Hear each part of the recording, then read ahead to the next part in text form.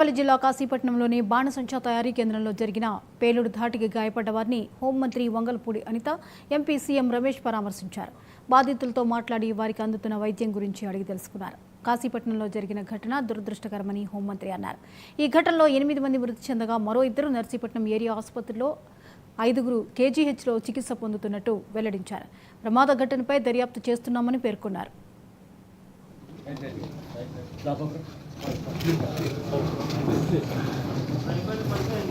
వాళ్ళందరికీ కూడా బాగా ఇంకో విషయం ఏంటంటే అక్కడ 8 మంది ప్రాణాలు కోల్పోవడం అనేది యావత్ రాష్ట్రం అంతా కూడా, రాష్ట్రమే కాకుండా దేశంలో అందరూ కూడా దిగ్భ్రాంతి వ్యక్తం చేసిన సందర్భం.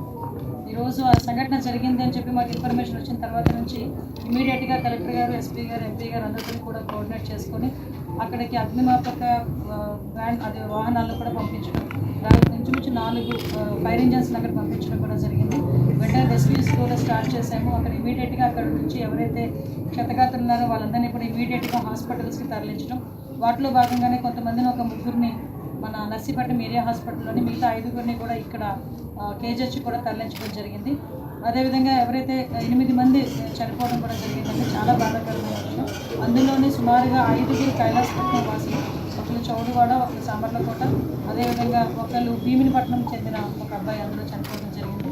అక్కడ వాళ్ళు ఇంచుమించుగా అక్కడ 20 సంవత్సరాల నుంచి కూడా వాళ్ళు అదే తయారీ కేంద్రంలో తయారు చేస్తున్నారు. వాళ్ళకి 26 వరకు కూడా లైసెన్స్ వరకు కూడా ఉంది.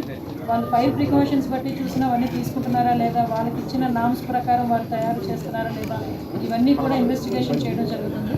ఇప్పుడు క్షతగాత్రులు కొంతమంది మేము అడిగిన తర్వాత వాళ్ళు ఇచ్చిన సమాధానం బట్టి ఒక తయారు చేసేటప్పుడు, ఒక బాంబును తయారు చేసేటప్పుడు చేయించాలని లాస్ట్ జరిగిన అది వాళ్ళు చెప్పే ఇన్ఫర్మేషన్. కానీ ప్రైమరీ ఇన్వెస్టిగేషన్లో మాత్రం ఇది యాక్సిడెంట్ అని తెలియదు. ఫర్దర్గా దీని ఎందుకు యాక్సిడెంట్ జరిగింది, ఎలా యాక్సిడెంట్ జరిగింది అనేది కూడా ఆల్రెడీ క్లూస్ టీమ్స్, అదేవిధంగా ఫోరెన్సిక్ టీమ్స్ ఈ సంఘటన జరిగిందని తెలియగానే గౌరవ